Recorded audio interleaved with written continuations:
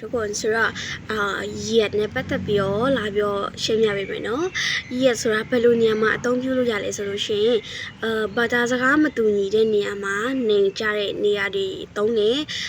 ပြီးတော့လူမျိုးရေးမှာပေါ့နော်လူမျိုးမတူတဲ့အချိန်မှာတယောက်နဲ့တယောက်နေကြတယ်အဲ့လိုပေါ့နော်နောက်တစ်ခုကကြောင့်နိုင်ငံခြားနိုင်ငံသားချင်းမတူလဲနေကြတယ်အဲ့လိုတွေပေါ့နော်